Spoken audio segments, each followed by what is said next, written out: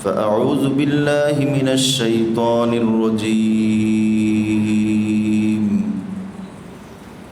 بسم الله الرحمن الرحيم. هو الذي جعل لكم الأرض ذلولا فامشوا في مناكبها وكلوا من رزقه وإليه النشور. أأمنتم من في السماء أن يخسف بكم الأرض فإذا هي تمور أم أمنتم من في السماء أن يرسل عليكم حاصبا فستعلمون كيف نذير. ولقد كذب الذين من قبلهم فكيف كان نكير. أولم يروا إلى الطير فوقهم صافات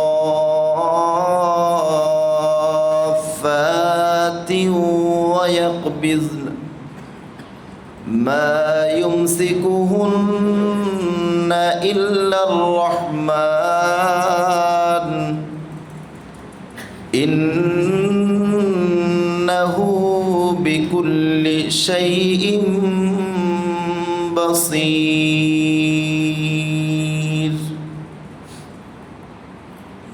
صدق الله مولانا العظيم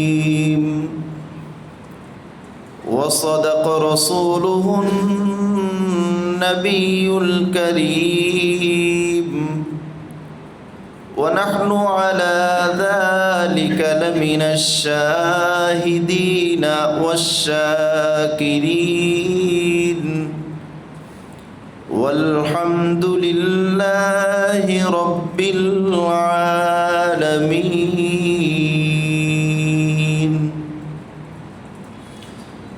اللهم صل على محمد وعلى آل محمد كما صليت على إبراهيم وعلى آل إبراهيم إنك حميد مجيد. اللهم بارك على محمد وعلى آل محمد كما باركت على إبراهيم وعلى آل إبراهيم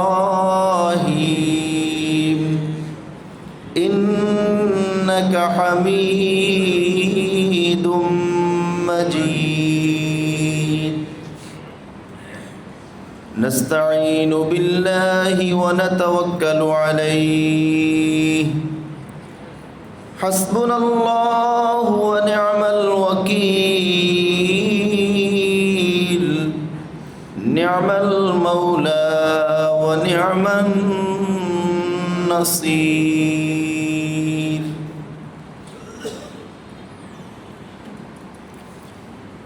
আল্লাহ রাব্বুল আলামিনের সীমাহীন মেহেরবানি, আল্লাহ পাক আমাদেরকে পবিত্র কোরআনুল কারীমের খুবই গুরুত্বপূর্ণ সূরাতুল মুলক এর তাফসিরে বসার সুযোগ দিয়েছেন। আমরা সকলেই মুহাব্বতের সাথে শুকরিয়া আদায় করি আলহামদুলিল্লাহ। সূরা মুলক এর 15 নম্বর আয়াত থেকে 19 নম্বর আয়াত পর্যন্ত তিলাওয়াত করা হলো।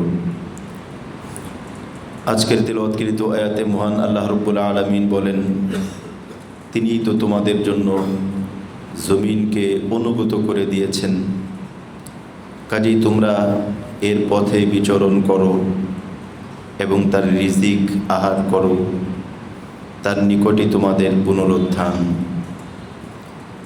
তোমরা কি এ থেকে নির্ভীক হয়ে গিয়েছ যিনি আসমানে রয়েছেন তিনি তোমাদেরকে সহ এই জমিনকে ধসিয়ে দিবেন, অতঃপর তা হঠাৎ করেই থরথর করে কাঁপতে থাকবে।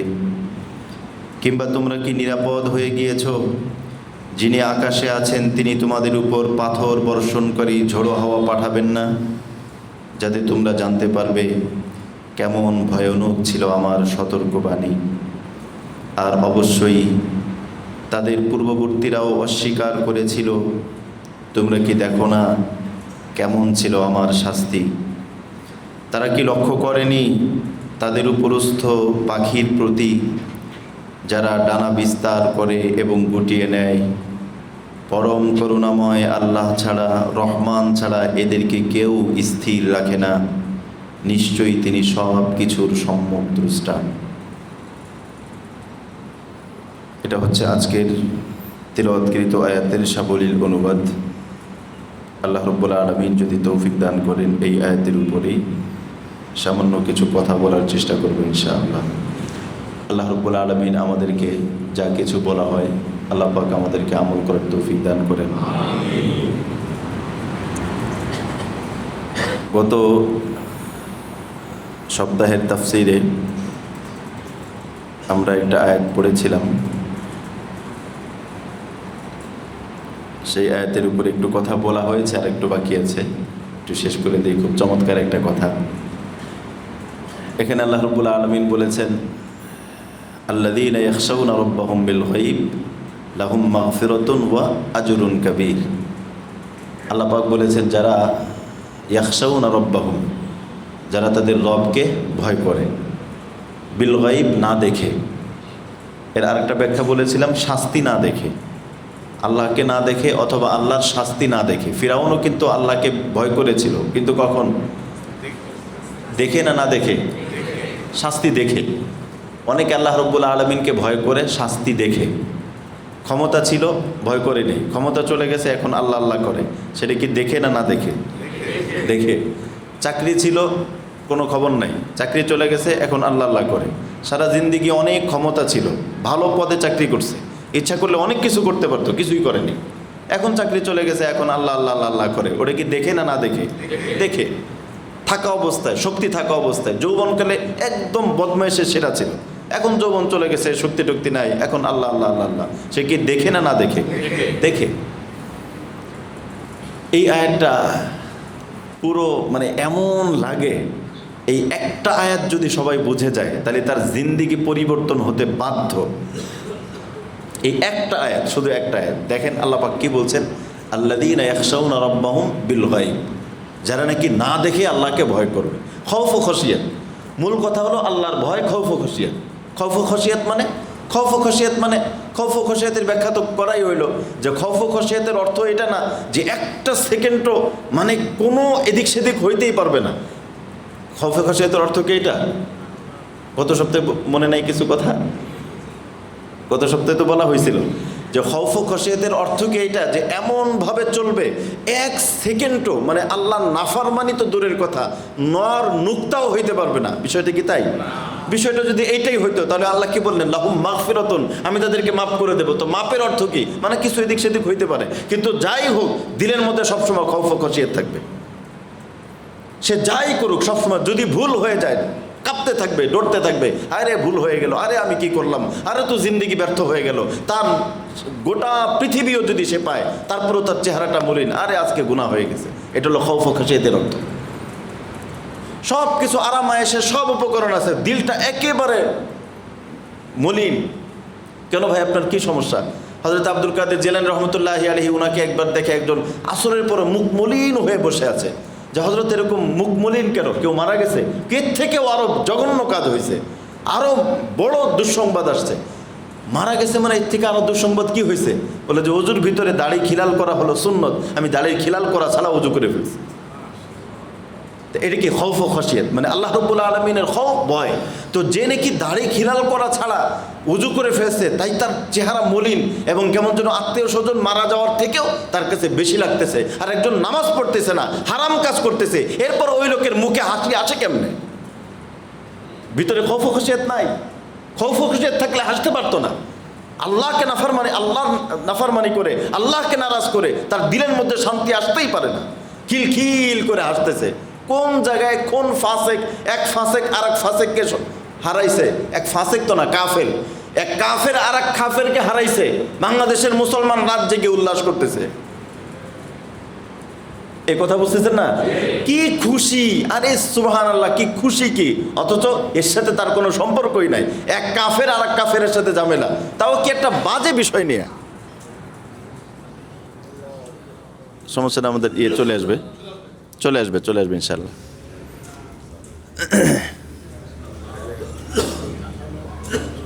বুঝে আসছে?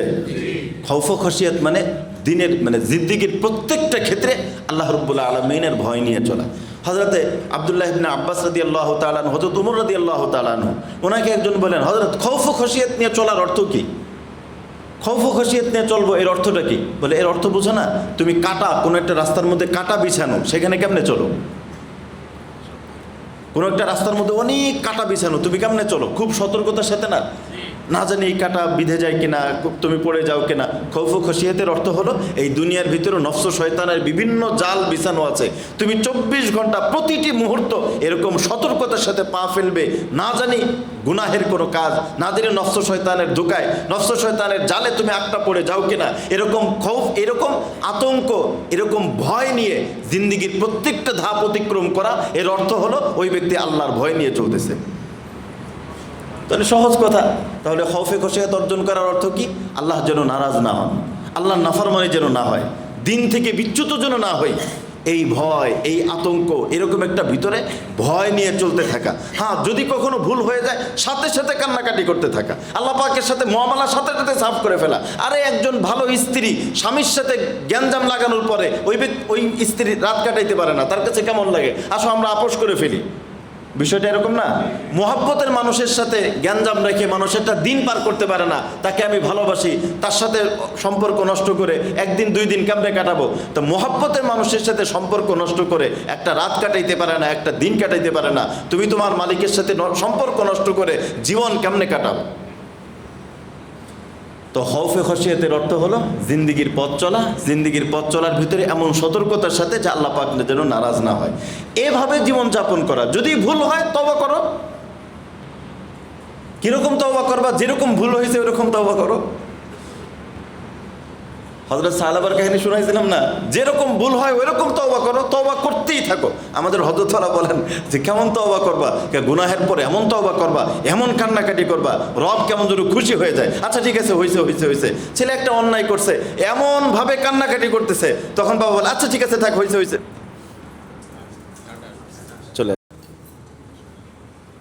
কখনো এরকম হয়, বাবা, ছেলে অন্যায় করছে, একটা ভুল করছে, এখন বাবা খুব রাগ হয়েছে। এখন ছেলে চিন্তা করছে, আল্লাহ, বাবা যদি রাগ হয় তাহলে তো সমস্যা। এমনভাবে কান্নাকাটি শুরু করছে, তখন বাবা প্রথমে তো বলছে মাফ করে দিছি, ও আর ছাড়েই না। প্রথমে বলছে মাফ করে দিছে, যাও। ও পা ধরে রাখছে, ছাড়েই না। না আপনি আমার মাফ করেন। আরে বাবা মাফ করছে তো, না আপনি মাফ করেন নাই। এমনভাবে সে কান্নাকাটি শুরু করছে, তখন বাবা খুশি হয়ে তারা এমন কিছু দেয় যেটা আগে দিত না, ঠিক না? আচ্ছা ঠিক আছে, তোমার অনেক বেশি কিছু করে ফেলে। আচ্ছা তাহলে আমি বুঝবো যে আমি মাফ করে দিছি। আপনি যে মাফ করছেন বুঝবো কি? অনেক বেশি কিছু করে ফেলে। রব বলেন কেউ যদি খৌফ খসিয়াত নিয়ে চলে, ভুল হয়ে গেছে, সাথে সাথে কান্নাকাটি করা, যেটা আমাদের হযরত বলেন যে এমনভাবে কান্নাকাটি করো যখন আল্লাহ রাজি হয়ে যায়, তুমি বুঝতে পারো না আল্লাহ মালিক রাজি হয়ে গেছে। এরকমভাবে যদি কেউ চলে তাহলে পুরস্কারটা কি? এটা বলার জন্য আজকে গত ইসেরটা আরেকবার বলতেছি, আজীব লাগে। আল্লাহ রাব্বুল আলামিন কি বলেন? লাহুম আজরুন কাবীর, তার জন্য রয়েছে কি? মহা পুরস্কার। আজর মানে কি? পুরস্কার না প্রতিদান? আজর মানে প্রতিদান, পুরস্কার না। আজর মানে কি? প্রতিদান। উজরত আছে না? উজরত থেকে আজর, আজর মানে হলো প্রতিদান। প্রতিদান আর পুরস্কার কি এক? আচ্ছা, পারিশ্রমিক আর পুরস্কার কি এক? আজর মানে হলো পারিশ্রমিক, আর পুরস্কার আর পারিশ্রমিক দুটির মধ্যে পার্থক্যটা কি? দুটির মধ্যে পার্থক্যটা হলো, এখানে কিন্তু আল্লাহ রাব্বুল আলামিন আগের আয়াতে, কিন্তু গত সপ্তাহে বলেছিলাম, আগের আয়াতে কি বলছেন? যারা নাকি আল্লাহ পাককে ভুলে থাকে, শয়তানের ডাকে ছাড়া দেয়, তারা হলো কি? তাদের জন্য কি রয়েছে? সাইর মানে জাহান্নাম। আপনারা বুঝতেছেন না? তাহলে একটু কথা বললেন। যারা আল্লাহকে ভুলে আছে, আল্লাহটাকে সাড়া দেয় না, তাদের জন্য কি আছে? সাইর, জাহান্নাম। তাহলে এখানে আল্লাহ রাব্বুল আলামিন বলবেন যারা আল্লাহটাকে সাড়া দেয়, আল্লাহর খৌফ ও খশিয়াত নিয়ে চলে, তাদের জন্য জান্নাত। কথা তো ক্লিয়ার।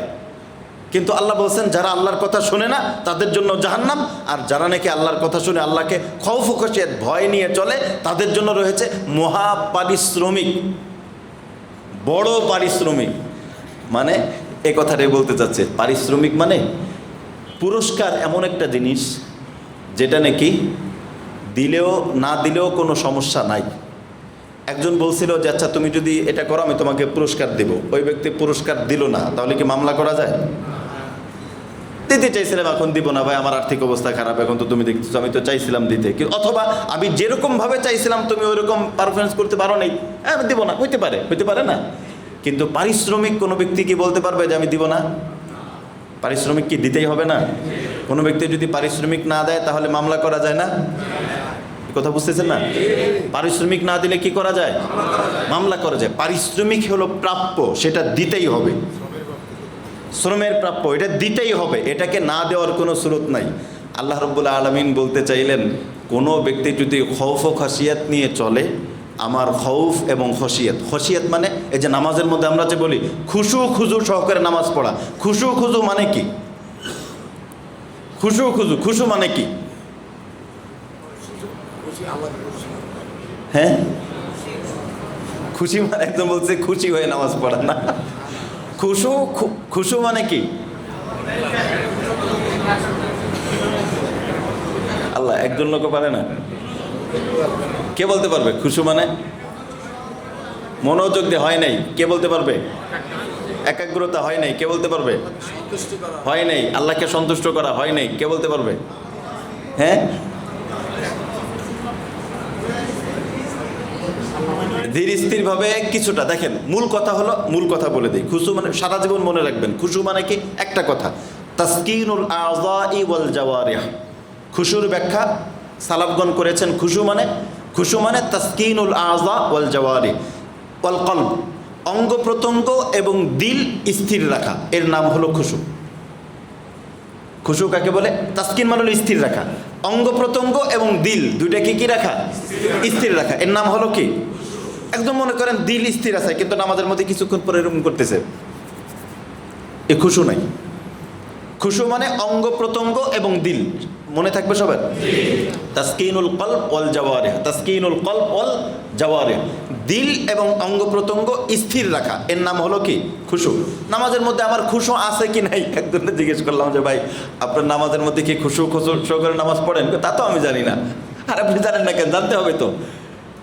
আমি খুশু অবস্থায় নামাজ পড়ি কি পড়ি না, এটা কি এরকম যেটা আল্লাহ ছাড়া কেউ জানে না? এটা আমি জানি না, বুঝতেছেন না? আপনি খুশু সহকারে পড়েন কিনা তো আপনি তো জানেন। আপনি দেখেন আপনার দিল ঠিক থাকে কিনা, অঙ্গ প্রত্যঙ্গ ঠিক স্থির থাকে কিনা। অঙ্গ প্রত্যঙ্গ আর দিল যদি স্থির থাকে তো নামাজের মধ্যে খুশু আছে। তাহলে খৌফ ও খাসিয়াত নিয়ে আল্লাহ রাব্বুল আলামিন কি বললেন দেখেন, আল্লাযীনা ইয়াখশাউনা রাব্বাহুম বিল গায়ব, যারা শুধু নামাজের মধ্যে তো খাতায় আর পুরো জিন্দিগির মধ্যে আল্লাহ পাকের ভয় এবং খশিয়াত নিয়ে যারা চলে, তাদের পুরস্কারটা এমন, এটা কেমন যেন পুরস্কারই না, এটা কেমন যেন তাদের অধিকার এবং তাদের প্রাপ্য হয়ে যায়। এবার আর একটা জিনিস যেটা বলার জন্য আজকে এই আয়াতটা বললাম, সেটা হলো প্রাপ্য হয়ে যায় মানে কি? আচ্ছা বলেন তো, প্রাপ্য হয়ে যায় মানে? এটা গভীরের কথা, এটা আশা করি সবাই বুঝবেন, একটু গভীর মনোযোগ দেন তাহলে বুঝবেন, অনেক গুরুত্বপূর্ণ একটা গভীরের কথা। প্রাপ্য হয়ে যায়। আচ্ছা, আল্লাহ রাব্বুল আলামিনের যত ওয়াদা, এই ওয়াদা কি দুনিয়ার সাথে নাকি আখিরাতের সাথে? আল্লাহ পাক যে পুরস্কারগুলো দেবেন এটা কি এই পৃথিবীতে নাকি হাসরের ময়দানে?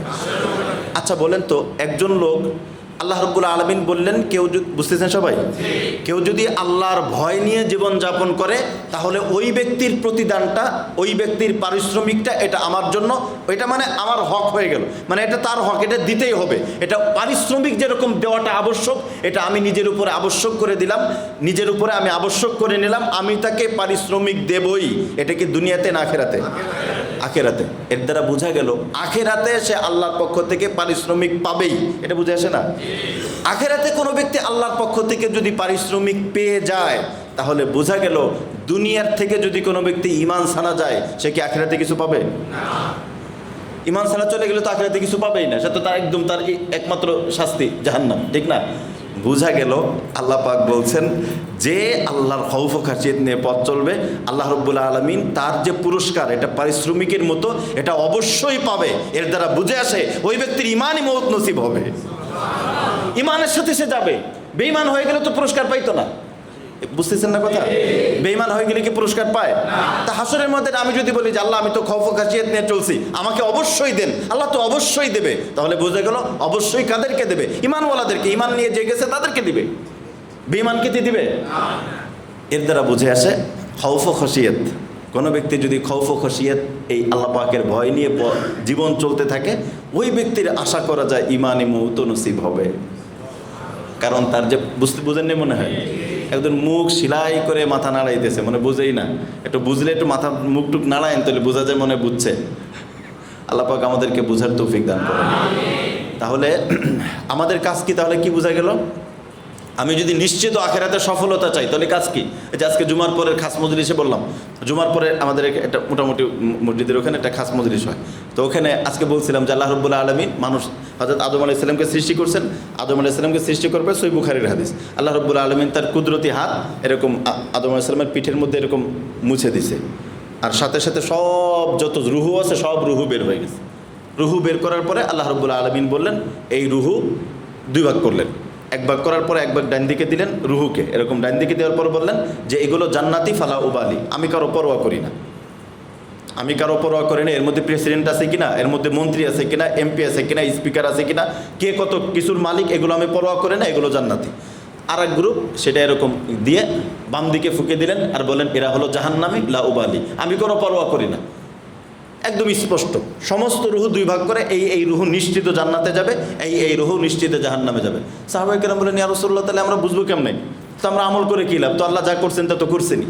তো আল্লাহ রসুল বললেন ফাকুল্লুন মুয়াসসারুন লিমা খুলিকা লাহু, যে যার জন্য বানানো হয়েছে তার জন্য ওই কাজ সহজ করে দেবে। এর দ্বারা বুঝে আসে কোনো ব্যক্তির যদি আল্লাহ পাকের খৌফ ও খশিয়ত, আল্লাহ পাকের ভয় নিয়ে জীবনযাপন করার তৌফিক হয়, বোঝা গেল এই তৌফিক আল্লাহ যাকে দিবেন তাকে আল্লাহ জান্নাতের জন্যই বানাইছেন। এই তৌফিক পাওয়া এটা ভাগ্যের বিষয়। কয়জন পায়? দেখবেন অনেকে আছে এই যে বিষয় গুনাহ করতেছে, আল্লাহ নাফরমানি করতেছে, ভিতরে ভয় নাই, নির্ভীকভাবে করতেছে। নির্ভীকভাবে করা মানে তার সাথে আল্লাহর ওয়াদা নাই। আর যদি ভয় নিয়ে জীবন যাপন করে আল্লাহ রাব্বুল আলামিনের তার সাথে কি আছে? ওয়াদা আছে। আল্লাহ রাব্বুল আলামিন আমাদেরকে বোঝার তৌফিক দান করেন। এরপরে আজকের আয়াতে আল্লাহ রাব্বুল আলামিন বলেছেন হুয়াল্লাযী জাআলা লাকুমুল আরদা যালুলা, তিনি ওই সত্তা যিনি তোমাদের জন্য জমিনকে অনুগত করে দিয়েছেন। জমিনকে অনুগত করে দিয়েছেন, এর অর্থটা কি? এর অনেকগুলো অর্থ আছে। একটা অর্থ হলো এই জমিনকে আল্লাহ রাব্বুল আলামিন আমাদের উপযোগী করেছেন। জমিন যদি এমন হতো যে জমিন থেকে উপকৃত হওয়া যায় না, জমিনটা এমন হইল যে জমিনের উপরে চলাই যায় না, এরকম যদি কাটা কাটা কাটা কাটা এরকম যদি থাকতো তাহলে তো জমিনের উপর চলাই যেত না। আমরা দেখি বিজ্ঞান বলে যে জমিন পৃথিবী তার বিষুবরেখার কাছাকাছি ঘন্টায় প্রায় 1670 কিলোমিটার বেগে ঘুরতেছে। পৃথিবী ঘুরতেছে কত কিলোমিটার বেগে? এটা হলো বিষুবরেখা কেন্দ্রিক ঘোরা। আর একটা ঘোরা হলো সূর্যের চারদিকে যেটা ঘোরা, সূর্যের চারদিকে যে ঘোরাটা ঘুরতেছে সেটা হলো ঘন্টায় 1,07,000 কিলোমিটার গতিতে। একজন বিজ্ঞানী চমৎকার কথা বলেছেন, উনি বলছেন যে মহাপ্রলয় যেটা কেয়ামত হবে, এই হবে সেই হবে। তো ওনার এই গবেষণাটা আমার কাছে খুব ভালো লাগছে যে ধ্বংস হবে। উনি তো ওনার দৃষ্টিতে গবেষণায় বলেছেন, উনি কোরআন সুন্নাহ, উনি তো ওনার হিসেবে বলেছেন, উনি স্রষ্টা হিসেবে বলেছেন, উনি মুসলিম না, উনি স্রষ্টা হিসেবে উনি মুসলিম না, অমুসলিম হিসেবে। তারপর উনি এই কথা বলছেন যে মহাপ্রলয় হবে, পৃথিবীটা ধ্বংস হবে। এই ধ্বংস হওয়ার জন্য তো খুব বেশি কিছু করার দরকার হয় না। এই যে পৃথিবী যে সূর্যের পাশ দিয়ে যে ঘুরতেছে কত কিলোমিটার বেগে? 1,07,000 কিলোমিটার বেগে গতিতে ঘন্টায় ঘুরতেছে। আপনি একটু চিন্তা করেন যে একটা গাড়ি সে যদি ঘন্টায় 100 কিলোমিটার গতিতে চলে, ঘন্টায় যদি 100 কিলোমিটার গতিতে চলে, ঘন্টায় 200, 300, 400, 500, কিন্তু 1,07,000 গতিতে যদি চলে একটা কল্পনা করেন তো কেমন লাগবে? ওই গাড়িটা যদি হঠাৎ বন্ধ হয়ে যায় তাহলে ভিতরে যা থাকে কী হবে?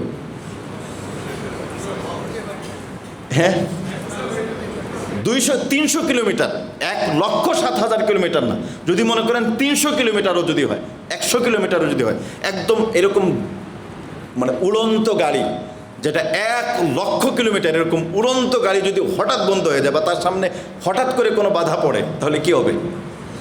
তার কোনো অস্তিত্ব থাকবে? তা উনি বলছেন যে স্রষ্টা এই পৃথিবীটাকে ধ্বংস করতে এত কিছু লাগবে না, হঠাৎ করে শুধু বন্ধ করে দিলেই হবে। কথা বুঝলেন? পাহাড় উড়বে, এই যে যেমন কোরআনে আসছে পাহাড় উড়বে, তো এটা মাঝে মাঝে তো পাহাড় আবার ওড়ে কেমনে? তো এই হঠাৎ করে যদি এই যে এই টেবিলের উপর যা কিছু আছে, হঠাৎ যদি এই মানে উড়ন্ত এই যে পৃথিবীটা, যে নাকি এত গতিতে ঘুরতেছে 1,07,000 কিলোমিটার, ওটা যদি হঠাৎ বন্ধ হয়ে যায়, তো ওর মধ্যে কোনো কিছু স্থির থাকবে? গাড়ির মধ্যে এরকম গাড়ি যদি হয়, গাড়ি যদি হঠাৎ বন্ধ হয়ে যায়, সিট এবং গাড়ির মধ্যে যারা থাকে সবাই ঠিকঠাক মতো জায়গা মতো তো থাকে মনে হয় না? কে কোন জায়গায় উড়ে যায় তার ঠিক আছে। তো পৃথিবীটা এরকম যদি হয় যে হঠাৎ করেই বন্ধ হয়ে গেছে, তাহলে কি পরিমাণ অবস্থা হইতে পারে পৃথিবীর। তো এই গবেষণাটাও খুব ভালো লাগছে। তো আল্লাহ রাব্বুল আলামিন বলেছেন যে আমরা এই পৃথিবীকে অনুগত করেছেন মানে পৃথিবী কিন্তু এত জোরে ঘুরতেছে। আচ্ছা বলেন তো, এটা মনে করেন একটা এই ভ্যান অথবা যেটা ছাদ নাই, মনে করেন যেটা ছাদ অথবা কোনো বাউন্ডারি নেই, এরকম কোনো যানবাহন, এটা যদি অনেক দ্রুত চলে তাহলে একটু ধরে বসা লাগে না, ধরে থাকা লাগে না? নাহলে তো পড়ে যাওয়ার সম্ভাবনা থাকে। তা এই যে পৃথিবী এত মানে তীব্র গতিতে ঘুরতেছে, কিন্তু কোনো মানুষ কি পড়ে যায়? এটা তো আল্লাহ রাব্বুল আলামিনের একটা এই যে আকর্ষণ শক্তি, এটা তো আল্লাহ প্রদত্ত। আল্লাহ সব কিছু যে টেনে রাখতেছে, যে পড়ে যাচ্ছে না, এর অর্থ কি? জালুলা, আল্লাহ পাক অনুগত করে দিয়েছে। অনুগত না হলে ছিটকে পড়ে যেত। অনুগত না হলে কি হতো? ছিটকে পড়ে যেত। যদি এরকম অনুগত আল্লাহ রাব্বুল আলামিন সৃষ্টি না করে দিতেন, তাহলে ছিটকে পড়ে যেত। এরপরে জালুলের আর ব্যাখ্যা হলো যে আল্লাহ রাব্বুল আলামিন পৃথিবীকে বাস উপযোগী করেছেন, বসবাসের উপযোগী। আমরা জানি পৃথিবী সূর্যের সাথে একটা দূরত্ব মেনটেন করে চলে, এই পরিমাণ দূরত্ব মেনটেন করে চলে, যার কারণে পৃথিবীর মধ্যে বসবাস করা যায়, এই পরিমাণ তাপমাত্রা থাকে। এটা যদি দূরত্বটা আর একটু ঘনিয়ে আসতো, পৃথিবী পুড়ে ছাই হয়ে যেত। এ কথা বুঝতেছেন না? সূর্য তো অনেক তাপ, এটা মনে করেন সূর্য, এটা সূর্য তো এতটুকু দূরত্ব অবলম্বন করে পৃথিবী ঘুরতেছে। তো এটা যদি আর একটু কাছে চলে আসতো, তাহলে একদম পুরো পৃথিবী পুড়ে ছাই হয়ে যেত, একদম তামা হয়ে যেত, পৃথিবীর মধ্যে বসবাসের কোনো কিছু থাকতো না। আর এটা যদি আর একটু দূরে চলে যেত, পুরো পৃথিবী বরফে একদম জমে যেত, পৃথিবীর মধ্যে মানুষ থাকতে পারতো না, কোনো গাছপালা কোনো কিছু হইতো না। আল্লাহ রাব্বুল আলামিন অনুগত করে দিয়েছেন, মানে যতটুকু দরকার ততটুকু পরিমাণ করে পৃথিবী ঘুরতেছে।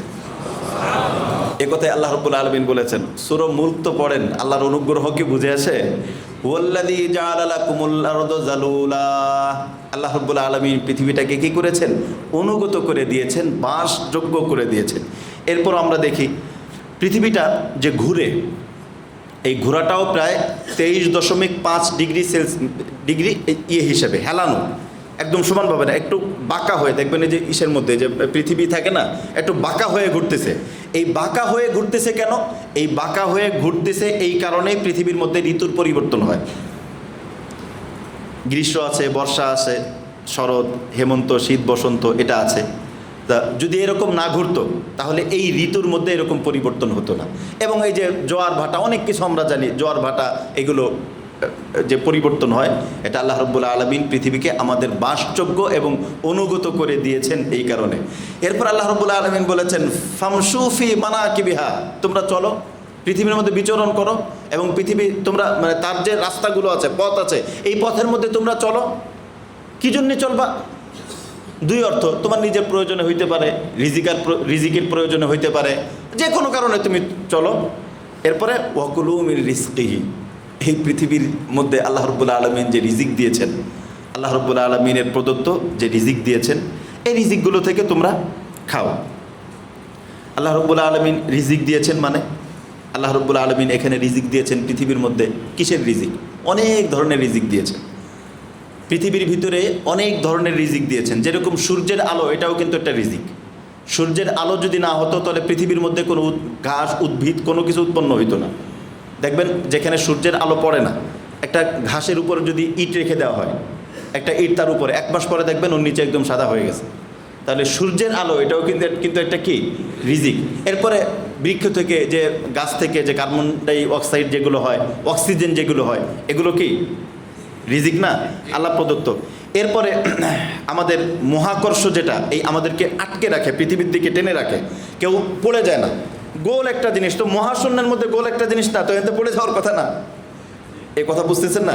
এরকম তো একটা গোল একটা জিনিস, মহাশূন্য, এর আশপাশে তো কিছুই নেই, একদম বিশাল মহাশূন্যের মধ্যে পৃথিবী। তো এই জায়গায় মনে করেন উপরে যে আছে সে তো ওখান থেকে পড়ে নিচে বলতে পড়ে যাওয়ার কথা, পড়তেছে না কেন? এই মহাকর্ষ, এই যেটা আকর্ষণ টান, এটাও আল্লাহ প্রদত্ত একটা ইহসান।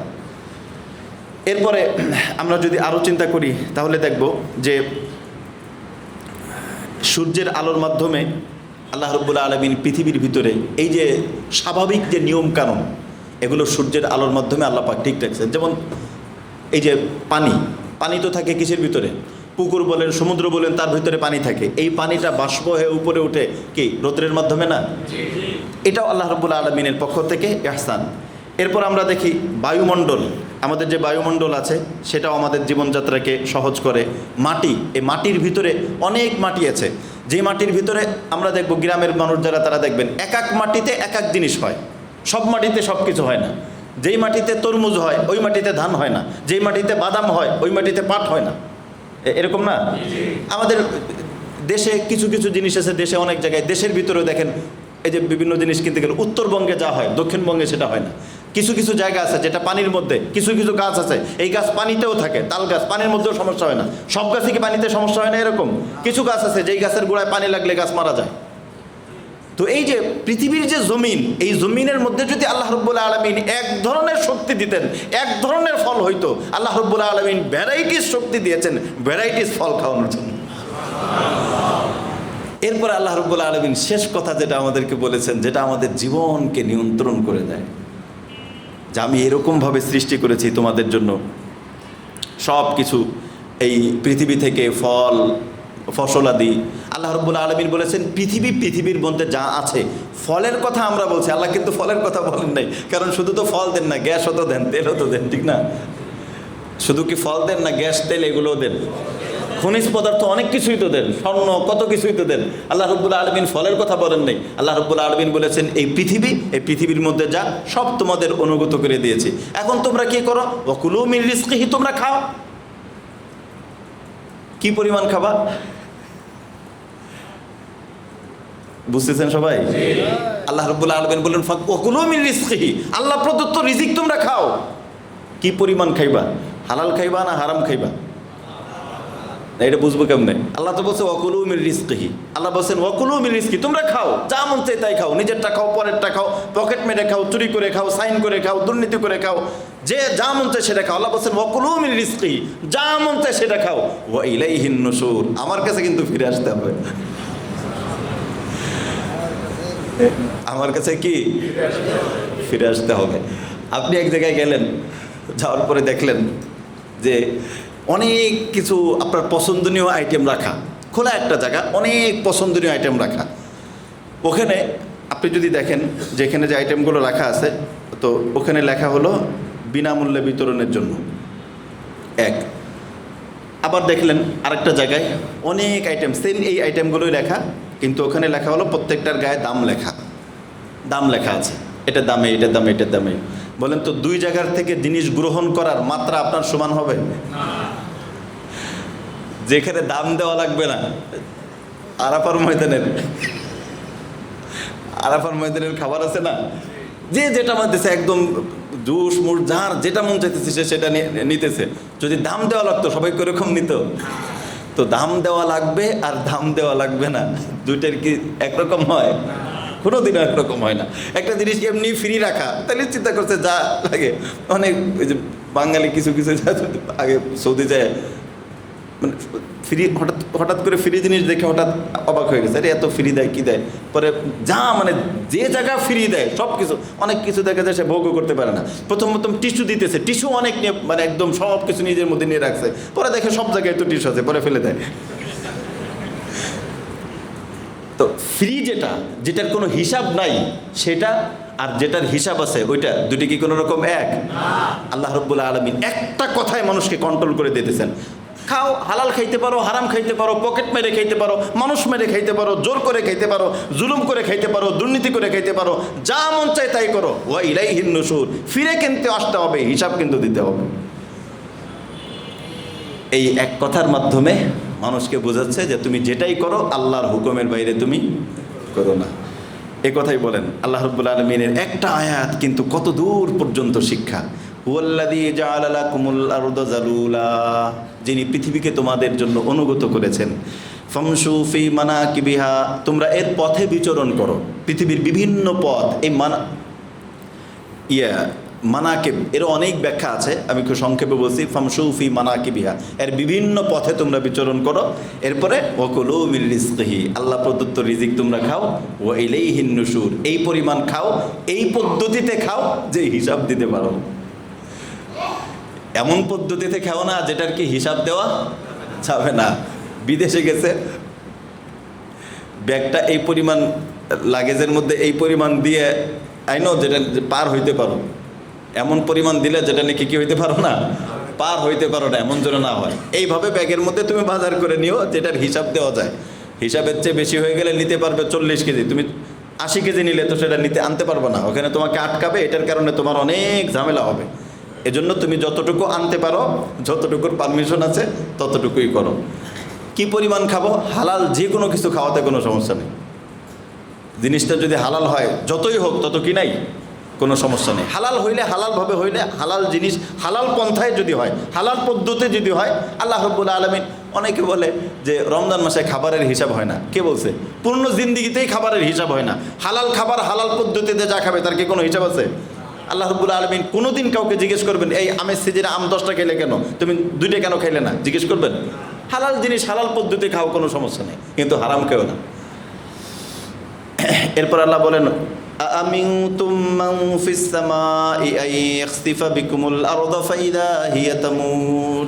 আল্লাহ রাব্বুল আলামিন বলছেন আমিনতুম, তোমরা কি নির্ভীক হয়ে গিয়েছো? মানে তোমাদের কোনো ভয় নাই। কিসের থেকে?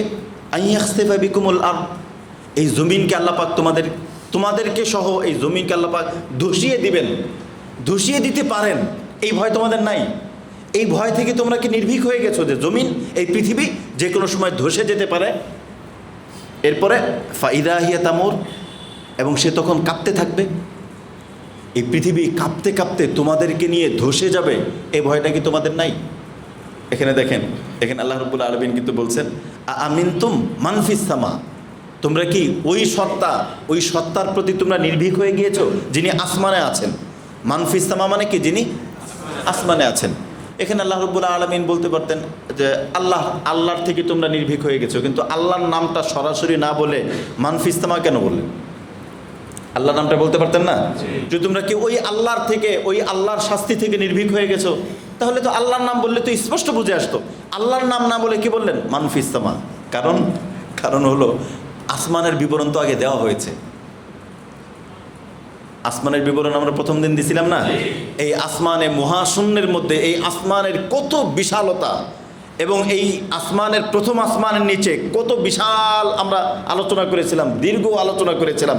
আল্লাহ পাকের এই মহাশূন্য, এই মহাকাশে কি কি আছে, কত কিছু আছে। এক একটা নক্ষত্র, গ্রহ, উপগ্রহ, এরপরে ছায়াপথ, এই সব কিছু একটার থেকে আরেকটা দূরত্ব, কত বিস্তৃত এই গ্যালাক্সি, এই মহাকাশ, এই মহাশূন্য।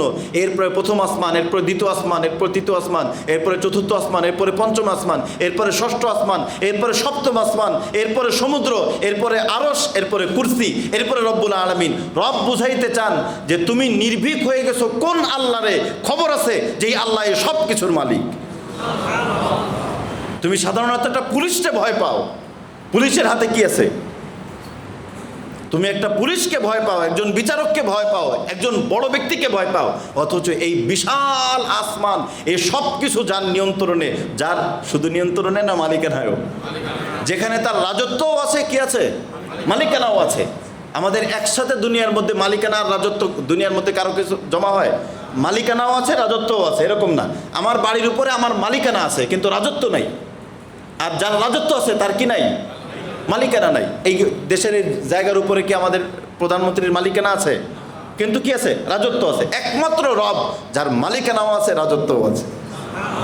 আল্লাহ রাব্বুল আলামিন বলেছেন তুমি ওই রব, মানে আল্লাহ বললে তো আমাদের এই পরিচয়টা হইতো না। এই জন্য আল্লাহ রাব্বুল আলামিন বলেছেন মানফিস সামা, আসমানে যিনি আছেন, এ সব কিছুর অধিপতি যিনি, তুমি কি তার থেকে নির্ভীক হয়ে গেছো?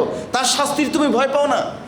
খস, ভূমিধসের হাদিসের মধ্যে আসছে কিয়ামতের আগে 3টা ভূমিধস হবে, জমিন ধসে যাবে কিয়ামতের আগে। আমরা সূরা কাহফের মধ্যে এই ব্যাপারে আলোচনা করেছিলাম যে কিয়ামতের আগে 3টা ভূমিধস হবে। সেটা কি? হাদিসের মধ্যে আসছে যে, এখানে আর একটা কথা বলে দিই, আমাদের বিতর্ক আছে, অনেক বিতর্ক আমাদের দেশের মধ্যে। তো অনেক কিছু নিয়ে ফাও বিতর্ক চলে। তার মধ্যে একটা বিতর্ক হলো আল্লাহ পাক কোথায়, এটা নিয়ে বিতর্ক। আল্লাহ কোন জায়গায় আছে, এটা নিয়ে অনেক বিতর্ক আছে। তা আমাদের আকীদাটা কি? এটা আমাদের আকীদাটা কি? কারণ এটা বিতর্ক আসলে কোরআন পরিপূর্ণভাবে সবগুলো আয়াত সামনে রাখলে তখন একটা আয়াত আর একটা আয়াত বিভিন্ন বিষয়ে অনেক কিছু বুঝে আসে, এজন্য বিতর্কটা তৈরি হয়। তো এখানে মূল আমাদের আকীদাটা কি থাকবে? বিতর্কটা তৈরি হয়েছে যে আল্লাহ পাক বলেছেন আর রহমান, রহমান আলাল আরশ, রহমান আরশে আছে। আর এই আয়াত দ্বারাও বুঝে আসে আল্লাহ পাক কোথায় আছেন? আকাশে আছেন। আরও অনেক হাদিস আছে যে হাদিস দিয়ে বুঝে আসে আল্লাহ পাক মূলত আকাশে আছেন। তো আকাশে আছেন তার অর্থ তাহলে এখন আর আমাদের কোনো ভয় নেই, কারণ আমরা যা করি সেটা তো আল্লাহ দেখতেছেন না। না, আল্লাহ পাক আছেন আকাশে, কিন্তু গোটা সৃষ্টি তার নিয়ন্ত্রণাধীন। গোটা সৃষ্টি তার কি নিয়ন্ত্রণাধীন, এটা হলো আমাদের বিশ্বাস। এখন আকাশে কিভাবে আছেন, আরশে তিনি কিভাবে আসেন, এই ব্যাপারে অনেক বিতর্ক আছে। ইমাম মালিক রহমতুল্লাহি আলাইহি উনি স্পষ্ট করে বলেছেন আল ইস্তিওয়া ও মালুমুন, এতটুকু জানা আছে যে তিনি আছেন, আরশে সমাসীন আছেন। এখন বসে আছেন না শুয়ে আছেন না দাঁড়ায় আছেন না কি করেন, উনি বলছেন যে ওয়াল কাইফিয়াতু মাজহুলুন, এ ব্যাপারে পদ্ধতিটা আমাদের জানা নাই, অস্পষ্ট, আর জানার দরকারও নেই। জানার দরকার আছে? বাকি এতটুকু আল ঈমানু বিহি ওয়াজিবুন, আল্লাহ পাক যে আরশে সমাসীন আছেন এই বিষয়ে ঈমান আনা জরুরি। আমার ঈমান থাকবে আল্লাহ পাক আরশে সমাসীন আছেন। এখন তিনি কি করছেন, তুমি যাই দেখো কি করছেন। এখন তিনি কি করছেন এটা কি আমার জানার দরকার আছে? এখন তিনি কি করেন, এই গোটা পৃথিবী সব কিছু, শুধু পৃথিবী তো না, সব কিছু তিনি পরিচালনা করছেন। আর কি করছেন? ইমাম আবু হানিফা রহমতুল্লাহি আলাইহি একবার একজন জিজ্ঞেস করছে যে আল্লাহ এই মুহূর্তে কি করছেন? তুমি এরকম স্টেজে বসা ছিল, স্টেজে বসা ছিল খ্রিস্টান, স্টেজে বসা ছিল, তো অনেকগুলো প্রশ্ন করছে আগে, উনি উত্তর দিচ্ছেন। তো শেষ প্রশ্ন তার ছিল যে আল্লাহ পাক এখন কি করছেন? উনি বলেন এই উত্তর দিতে হলে আমার স্টেজের উপরে উঠতে হবে, আপনার নিচে নামতে হবে। কারণ আমি এতক্ষণ প্রশ্নের উত্তর দিছি, আপনি স্টেজের উপরে চেয়ারে বসা, আমি প্রশ্নের উত্তর দিছি, এখন শেষ প্রশ্ন, আপনি নিচে নামেন, আপনি আমার জায়গায় আসেন, আমি আপনার জায়গায় বসছি। উনি বসছেন, বসার পর হ্যাঁ এবার প্রশ্ন করেন আল্লাহ কি করতেছেন? আল্লাহ করছেন হলো এই মুহূর্তে যেটা করছেন সেটা হলো আপনার মতো একটা নাস্তিককে নামায় আমার মতো একত্ববাদ তাকে চেয়ারে বসেছে। আল্লাহ এই কাজ করছেন। তো আল্লাহ পাক কি করছেন? আল্লাহ পাকের যে আল্লাহ রাব্বুল আলামিন যা করবে, আমাদের আকীদা কোনটা থাকবে? আমাদের আকীদা থাকবে হচ্ছে আল্লাহ রাব্বুল আলামিন আরশে আছেন এবং সমাসীন আছেন, অধিষ্ঠিত আছেন।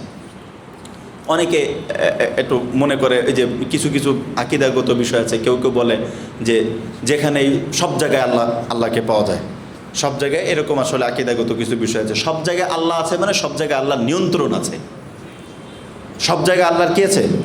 নিয়ন্ত্রণে আছে। কোরআনের মধ্যে আসছে ফাইনামা তুয়াল্লু ফাসাম্মা ওয়াজহুল্লাহ, তুমি যেদিকেই চেহারা গিরাবে তুমি আল্লাহকে পাবে। আল্লাহকে পাবে মানে আল্লাহ পাকের নিয়ন্ত্রণ সব জায়গায় আছে। বাস এটার ব্যাপারে এতটুকু আকীদা রাখাই যথেষ্ট। একজন হাদিসের মধ্যে আসছে যে একজন সাহাবী উনি তার বাদীকে আজাদ করবেন। তো বাদীকে আজাদ করার জন্য মুমিন যে নাকি ইমানওয়ালা তাকে আজাদ করবেন। এখন ইমানওয়ালা কি না, নবীজি বলছেন আমার কাছে নিয়ে এসো, আমি একটু পরীক্ষা করে দেখি সে ইমানওয়ালা কিনা। তখন তাকে বলছে যে এই বলো তো আল্লাহ কোথায়? সে বলছে আসমানে। নবীজি বলছেন ঠিক আছে, এতটুকু কথা, আল্লাহ কোথায়? বলছে আসমানে। তাহলে বোঝা গেল যে এর উপর নবীজি ইমানের সাক্ষী দিয়েছেন। আরও অনেক কথা আছে, আমরা আপাতত এদিকে আর যাচ্ছি না। এরপরে আল্লাহ রাব্বুল আলামিন বলেছেন আই ইয়াখসিফা বিকুমুল আরদ, তোমরা কি নির্ভীক হয়ে গিয়েছো যে এই জমিনকে তোমাদেরকে সহ জমিন ধসে যাবে? তা ধসে যাবে কিভাবে? এ ব্যাপারে হাদিসের মধ্যে আসছে, হযরত হুযাইফা রাদিয়াল্লাহু তাআলা আনহু বর্ণনা করেন, সহিহ মুসলিমের হাদিস 2901 নম্বর হাদিস। ইত্তলাআন নবী সাল্লাল্লাহু আলাইহি ওয়াসাল্লাম ওয়া নাহনু নাতাযাকার। একদিন আমরা পারস্পরিক কথা বলছিলাম, ইতিমধ্যেই রাসূল সাল্লাল্লাহু আলাইহি ওয়াসাল্লাম আমাদের কাছে আসলেন। আসার পর নবীজি বলেন, মা তাতাযাকারুন, তোমরা কি বলতেছিলে, কি গল্প করতেছিলা? তখন সাহাবায়ে কেরাম বললেন, নাযকুরুস সাআহ, আমরা কিয়ামতের বিষয়গুলো নিয়ে আলোচনা করছিলাম, যে কিয়ামত কেমনে হবে, কিয়ামতের বিষয় কি হবে না হবে, কিয়ামত নিয়ে আমরা আলোচনা করছিলাম। তখন নবীজি বললেন যে ইন্নাহা লান তাকুমা হাত্তা তারাউ ক্বাবলাহা 10 আয়াত, কিয়ামত সংগঠিত হবে না ততক্ষণ পর্যন্ত যতক্ষণ কিয়ামতের আগে 10টা নিদর্শন না হবে। এই 10টা নিদর্শন হওয়ার আগ পর্যন্ত কিয়ামত কি হবে না, সংগঠিত হবে না।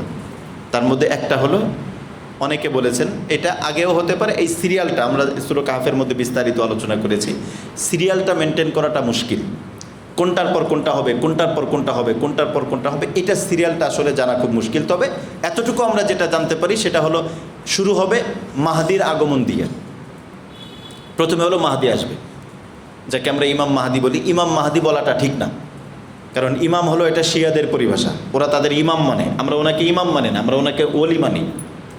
তো মাহদি আসবেন, হজরতে মাহদি আসবেন, মাহদি আসার পরেই দাজ্জাল আসবে, দাজ্জাল আসার পরেই হজরত ঈসা আলাইহিস সালাম আসবেন। এগুলো মোটামুটি ধারাবাহিকভাবে, হজরত ঈসা আলাইহিস সালাম আসার পরেই ইয়াজুজ মাজুজ আসবে। এগুলো অনেকটাই ধারাবাহিকভাবে একটার পর একটা। আর বাকি আরও কিছু বিষয় আছে, সেই বিষয়গুলো কোনটা আগে, কোনটা পরে, কোনটা মাঝখানে, এরকম হতে পারে। বাকি এই সিরিয়ালটা ঠিক আছে। মাহদি আসবেন, মাহদির পরে কে আসবে? দাজ্জাল আসবে, দাজ্জাল আসার পরে কে আসবে? ঈসা আলাইহিস সালাম আসবে, ঈসা আলাইহিস সালামের পরে কে? ইয়াজুজ মাজুজ বের হবে। এরপরে আরও দাব্বাতুল আরদ, একটা প্রাণী বের হবে, মাটির ভিতর থেকে একটা প্রাণী বের হবে। কেউ বলছেন সাফা মারওয়া পাহাড়ের ওই পাহাড় মাঝখান থেকে একটা প্রাণী বের হবে, দাব্বাতুল আরদ, এই প্রাণী বের হবে। এটা বের হবে, দাব্বাতুল আরদ এটা বের হবে, সে মানুষের সাথে কথা বলবে, এটাও আসছে। এরপরে ধোঁয়া বের হবে, ধোঁয়া। আর আরটা হলো ভূমিধস। কেউ বলেছেন ভূমিধস আগে হবে, এটাও হতে পারে। আর কেউ বলেছেন ভূমিধস পরে হবে। বাকি 3টা ভূমিধস হবে, হাদিসের মধ্যে আসছে। নবীজি বলেছেন খসফান বিল মাশরিকি ও খসফান বিল মাগরিবি ও খসফান বি জাজিরাতিল আরব। একটা ভূমিধস হবে পূর্বে, আর একটা ভূমিধস হবে পশ্চিমে, আর একটা ভূমিধস হবে মধ্যপ্রাচ্যে, মানে আরব ভূখণ্ডে। তখন সাহাবায়ে কেরাম বললেন যে ইয়া রাসূলুল্লাহ, আয়ুখসাফু বি আউওয়ালিনা ওয়া ফিনা আস-সালিহুন, ভূমিধস যখন হবে তখন কি এই ভূমি, এই জমিন সবাইকে নিয়েই ধসে পড়বে? তা আমাদের মধ্যে তো অনেক ভালো মানুষও থাকবে। তো নবীজি বলছেন হ্যাঁ, সবাইকে নিয়েই ধসে পড়বে। ভূমিকম্প যদি হয় তাহলে খতিব সাহেবের বাড়ি আলাদা করে কোনো থাকে না, শাস্তি আসলে সবার উপরই থাকবে। কেন? নবীজি বলছেন এটা কেন সবাইকে নিয়ে? কারণ কিছু তো ভালো মানুষও থাকবে। এর কারণ নবীজি বলেছেন ইদান কাসুরাল খাবাস, খারাপ যখন ব্যাপকভাবে ছড়িয়ে যাবে, খারাপ যখন ব্যাপকভাবে ছড়িয়ে যাবে তখন শাস্তি ব্যাপকভাবে আসবে। হ্যাঁ, উঠানো হবে নিয়ত অনুযায়ী, ভালোদেরকে ভালোভাবে উঠানো হবে, খারাপদেরকে খারাপভাবে। বাকি শাস্তি, মানে শাস্তি বলতে এই যে ভূমিধস যেটা, এটা সবার উপরে আসবে। কিন্তু উঠবে, হ্যাঁ উঠবে, আল্লাহ রাব্বুল আলামিনের প্রিয় বান্দারা আল্লাহর প্রিয় হয়ে উঠবে, খারাপ যারা তারা খারাপ হয়ে উঠবে। কিয়ামতের আগে এই 3টা ভূমিধস হবে। আল্লাহ রাব্বুল আলামিন সেটাই বলছেন, আমিনতুম মান ফিস সামাই আন ইয়াখসিফা বিকুমুল আরদা ফাইদা হিয়া তামুর, তোমরা কি নির্ভীক হয়ে গিয়েছো আসমানে যিনি আছেন তার শাস্তি থেকে? তিনি তোমাদেরকে সহ এই জমিনকে ধসিয়ে দিতে পারেন। এজন্য জমিনকে গুনাহের সাক্ষী বানানো ঠিক না। থাকতে হবে তো জমিনের নিচেই, ঠিক না? এই জমিনকে গুনাহের সাক্ষী বানাবেন না, জমিনের নিচেই থাকতে হবে। জমিনকে গুনাহের সাক্ষী বানাবেন না। ঘর বাড়ি এটাকে গুনাহের সাক্ষী বানাবেন না। কোনো কিছুকে গুনাহের সাক্ষী বানানো ঠিক না, এগুলো সাক্ষী হয়ে যায়। বরং এই জমিনকে আমরা ইবাদতের সাক্ষী বানাবো। এই যে আমরা এই জমিনের উপর বসে আল্লাহ পাকের কালাম শুনেছি, আল্লাহ পাকের কালামের ব্যাখ্যা শুনেছি, এই গোটা জমিন আমাদের পক্ষে সাক্ষী হয়ে গেছে ইনশাআল্লাহ। এটা কিয়ামতের দিন আমাদের জন্য সাক্ষী দিবে। এজন্য আমরা নেকির কাজের সাক্ষী বানাবো, গুনাহের কাজের সাক্ষী বানাবো না। আল্লাহ রাব্বুল আলামিন আমাদেরকে যা কিছু বলা হলো, আল্লাহ পাক আমাদেরকে আমল করার তৌফিক দান করেন। আজকের মূল কথাটা কি পাইলাম আমরা? বড় যে আমাদের উপদেশ গ্রহণের অনেক কিছুই তো পেলাম, আল্লাহর বড়ত্ব, আল্লাহ পাকের ইহসান সেটা তো পেলাম, কিন্তু আর একটা মূল যেটা আল্লাহ পাকের ভয় নিয়ে জীবনযাপন করা, নির্ভীক হয়ে না চলা, আল্লাহ পাকের ভয় নিয়ে জীবনযাপন করা, গুনাহের উপরে জমে না থাকা, গুনাহের উপরে স্থির না থাকা, গুনাহের পরও দিলের মধ্যে আরাম আয়েশ খুশির সাথে জিন্দিগি না কাটানো, বরং আল্লাহর ভয় নিয়ে ভুল হয়ে গেলে সাথে সাথে তওবা ইস্তেগফার করে শুধরে এরপরে নতুন করে পথ চলা। আল্লাহ পাক আমাদেরকে আমল করার তৌফিক দান করেন।